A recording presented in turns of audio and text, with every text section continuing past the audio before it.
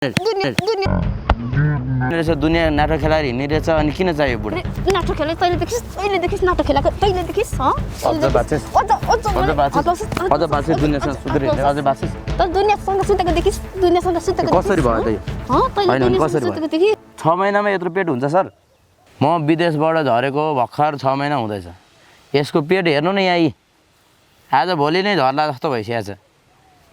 छ 6 महिनामा नि यस्तो हुन्छ त सर अनि यस्तो नभएर तपाईलाई कस्तो हुन्छ त 6 महिनाको पेट यत्रो हुन्छ यत्रो त हुन्छ नि कत्रो हुन्छ त अझै मुखमुखै लाग्छस् मुखमुखै कुरा नगर्नु के तपाई सुत्ने बेला सुत्ने को नाठो बनाछ तैँले को नाठो बनाछ तैँले कोसँग सल्क्याछस् भन् को देख्नु भयो तपाईले तपाईसँग त सुतिरा छु अरु को देख्नु भयो 6 महिनाको पेट यत्रो हुन्छ मसँग सुतेर भएको भए 6 महिनाको यत्रो त हुन्छ नि कत्रो हुन्छ तपाईलाई मसँग आइज चाहियो अनि कत्रो हुन्छ त कत्रो चाहियो 6 महिनाको पेट त भर्खर निस्केको पेट यत्रै हो त अनि तपाईले चाहिँ कत्रो चाहियो ल भन्नु त तपाई आएर सुत्ने मसँग अनि अहिले आएर को नाठो खेलाइस भन्नु मिल्छ दुनियासँग सुत्ने बेला सुत्छ अनि अझ मेरो भने दुनियासँग सुतेको देखिस् तैँले दुनियासँग सुतेको देखिस् तैँले भन्छ हस्पिटलमा चेक गर्न जाँदाखेरि के भनेको थियो डाक्टरले रिपोर्ट हेरेकै छैन तपाई भनेको यो भन्दा 10-15 वर्ष अगाडि गएको हस्पिटल भनेको तपाई विदेशबाट आएपछि हस्पिटल जाम चेक गरौँ भन्दाखेरि मान्नु भयो तपाई अनि पहिला नभएको चिज अहिले चाहिँ हुन्छ कहाँबाट आउँछ त्यो चाहिँ पलाउने चिज हो त भइहाल्छ नि किन हुँदैन पहिला नभएको कुरा अहिले हुन सक्दैन त्यो मुहानबाट पानी पलाएको हो र त्यसरी सुकेको मुहान पलाएको जस्तो पलाउन तपाई धेरै नबोल्नु हेर्नु काम बिगार्ने तपाई आफै बिगार्ने अहिले आएर को भन्ने काम बिगार्ने मरेको दुनियासँग सुतेर हिँड्छ ऊ अझ मलाई सुम्किन खोज्दैछ अझ को दुनिया प्रमाण छ दुनियासँग सुतेको रेकर्ड छ अनि मसँग हुँदैन भनेर हस्पिटलबाट त्यत्रो रिपोर्ट आइसकेपछि अनि मेरो हो भनेर म पत्याउँछु दुनियाँले पत्याउँछन् मिडिया सर तपाईँले पत्याउनुहुन्छ त हस्पिटलले प्रुभ गरेको चिज फेरि भयो भनेर चाहिँ पत्याउनुहुन्छ तपाईँ त्यो पहिल्यै गरेको हो नि त चेक भयो भने अहिले गएर तपाईँले चेक गर्नुभयो हस्पिटलमा ल जाउँ चेक गरौँ भन्दाखेरि मान्नुभयो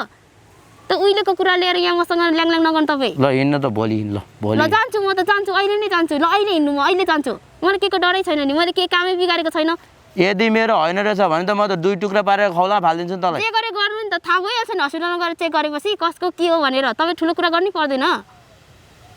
राम्रो मुखले मैले भनिरहेको छु तपाईँलाई यत्रो मिडिया बोलाउनु पर्ने यो कसको बच्चा हो फाल्ने भए फालिहाल तेरो यत्रोको मिडिया नभए मसँग बस्न नि पर्दैन समस्याको समाधान हुन्छ जहिले बुढी कहाँ छौ के गर्दैछौ भनेर फोन गर्यो आज मलाई सन्चो छैन सर आज मलाई सन्चो छैन बुढा दुःख नदिनु न भनेको छ कहिले के भनेको छ फोनमा राम्ररी कुरा गरेको छैन विदेशमा बस्दाखेरि पनि गफ नर्दे त चाहिँ नबोल्ने मलाई एकल फोन गरिस् अहिले आएर कुरा बनाउँछस् मिडियाको अगाडि कहिले म सुतिसकेको छु भोलि कुरा गरौँला सुत्ने त हो नि के उठ्ने मेरो ड्युटी राति 10-11 बजेसम्म हुन्छ त्यति बेला 10-11 बजेसम्म म कुरेर बस्ने नेपालको त कति बजे बुढीको माया भए त कुर्नु पर्यो नि माया छैन रहेछ दुनियाँ नाटक खेलाएर हिँड्ने रहेछ अनि किन चाहियो बुढा नाटक खेले तैँले देखिस् नाटक खेलाको तैँले देखिस् अझ बाँचेस् दुनियाँसँग सुतेर हिँड्ने अझ बाँचेस् त दुनियाँसँग सुतेको देखिस् दुनियाँसँग सुतेको कसरी भयो त यो तैँले सुतेको देखिस् कसरी भयो त यो छोड कसरी भयो त यो छोड दुनियाँसँग सुतेको देखिस् तैँले काम बिगार्ने बेला आफै बिगार्छस् तँले दुनियाँ दोष लाउँछस् बोल्न के चुप लागेर बसेको मलाई के को लास हुनु तेरो पेट बोकिरहेछ त मलाई लास हुन्छ म दुनियाँसँग सुतेको हो र थोरी लास हुँदै बुढी यता फर्कन भने उता जा भनेको छ कहिले के भनेको छ तेरो 10 दुनियाँको नाटक नदेखाइ मलाई मसँग नसुतेर चाहिँ म पल्लोपट्टि कोठामा सुत्न जान्छु भुइँमा सुत्न जान्छु त्यही सुनाउनुको लागि त यहाँ मिडिया बोलाएको तेरो चाहिँदो गफ लगा बोल्न बोल किन चुप लाग्नु पर्ने के बोल्ने हो र सबै कुरा सबैलाई थाहा भइसकेको के थाहा भयो के गर्नु पर्यो हस्पिटलको प्रुफ देखाउनु पर्यो मैले देखाउने नि त देखाउने घरमा हेरे होला नि खाटमुनि राखेको त्यो भनेको 10-15 वर्षको अगाडिको कुरा हो अहिले आएर कुरा गर्छस् अहिलेको कुरा गर्ने हो भने त अहिले नै चेक गर्नु पर्यो नि त अस्ति चेक गर्नु जाउँ भनेको होइन ल जाउँ न त जाउँ चेक गर्न जाउँ ल जान्छु म डराउँदिनँ किन डराउनु मैले कामै बिगारेको छैन मैले किन डराउनु ल हिँड ल अहिले उठेर हिँड त उठेर हिँड म हिँड्छु अगाडि हैन बस्नु न पहिला यहाँ छलफल गरौँ अनि त्यसपछि कुरा गरौँ न त्यतिकै हिँडेर हुन्छ यसले हेर्नु न सर राम्रोसँग सम्झाइदिनु सर काम गर्ने बेला आफू बिगारिरहेको छ अनि अहिले तपाईँबाट बच्चा हुँदैन भनेर पठाइसकेको छ मलाई अनि यसको पेटमा चाहिँ बच्चा कसरी आयो त सर तपाईहरुको कुरा के हो फेरि म विदेशमा गएको 2 वर्ष भयो भर्खर झरेको 6 महिना मात्रै हुँदैछ 6 महिनामा यत्रो पेट हुन्छ सर कत्रो हुनुपर्छ तँलाई यत्रो नभएर कत्रो हुनुपर्ने त्यही पल्लो घरको रामे हो कि जुन बेला नि आइरहन्छ जुन बेला आए पनि भयो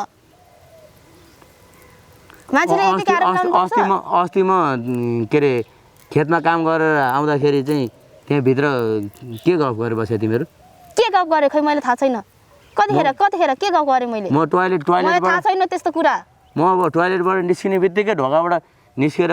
सुदुक्क उतापट्टि गयो मलाई थाहा छैन त्यो कुरा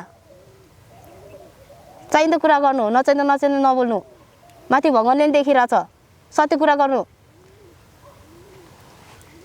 होइन भनेदेखि किन आयो त त्यो बेलुका साँझ पख अर्काको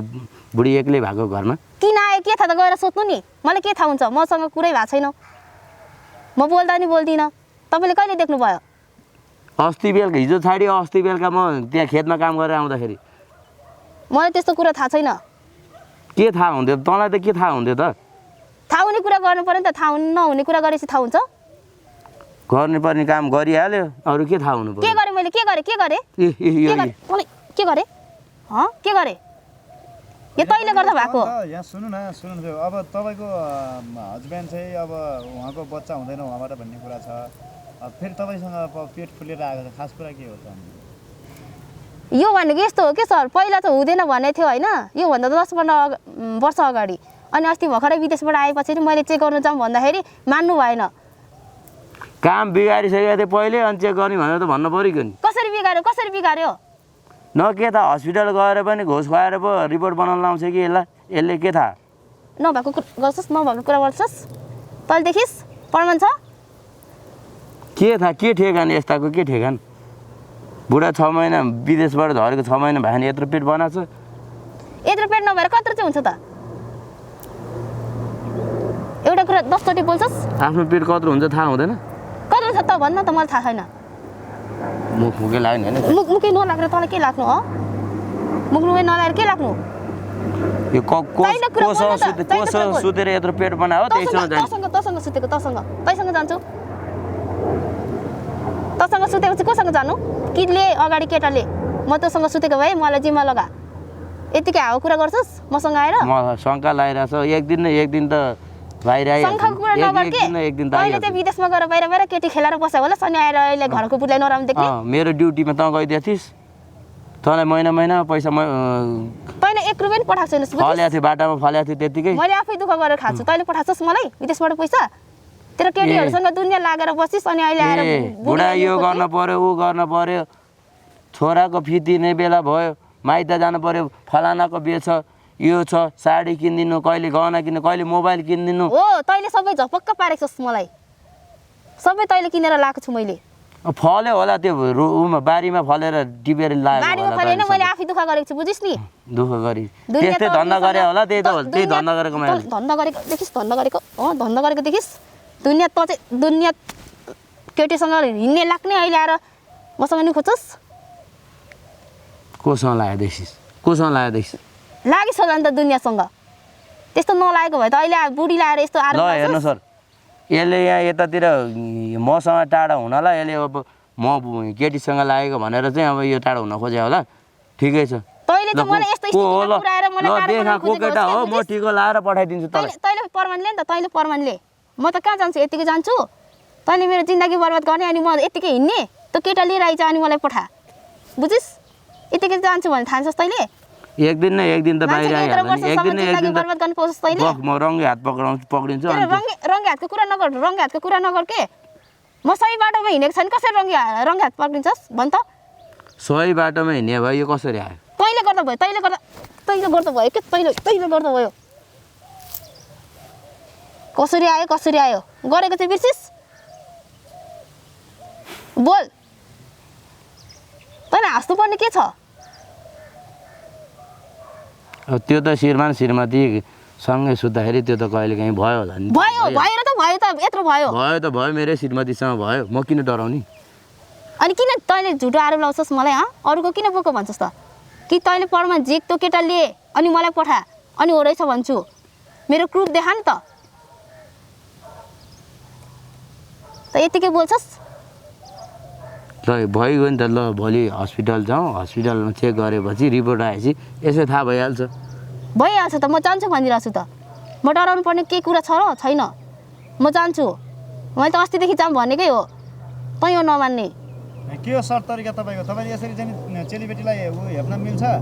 होइन हेपेको होइन के सर हेपेको होइन म 6 महिना मात्रै हुँदैछ भर्खर अनि त्यही बेलामा सुरु भएको भए पनि त बल्ल 6 महिनाको भयो 6 महिनाको पेट यत्रो हुन्छ त सर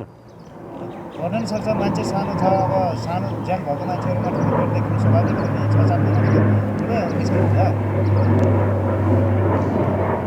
डिएनए टेस्ट गर्ने हो डिएनए टेस्ट गर्न रेडी छस् रेडी छु म त रेडी छु गर्छु म हस्पिटल जान्छु चेक गर्छु भनिरहेको छु त त्यहाँ गएर चेक गरेपछि सबै कुरा थाहा भइहाल्छ नि यो कसको के हो ल हुन्छ चेक गरौँ यदि होइन रहेछ भने चाहिँ तेरो बाबुआमा दाजुभाइ बोलाएर चाहिँ यो कुरोको छिनाफाना गर्नुपर्छ अनि यति हो रहेछ भने चाहिँ मैले के गर्नु तँलाई भन् त मैले के गर्नु तँलाई के मैले झुन्डाएर मार्नु ल मार तँलाई त्यही मार्नै मन लागेछ नत्र भने यो दुनियाँभरि नाटक गर्दै गर्ने बेला गरिस् अनि अहिले आएर होइन भन्नु तँलाई मिल्छ गर्नु त गरेँ मेरो बुढीसँग गरेँ अनि के अहिले आएर नि खोजेको मसँग मेरो होइन भनेर दुनियाँ नाठो लिएर भनेर तैँले देखिस्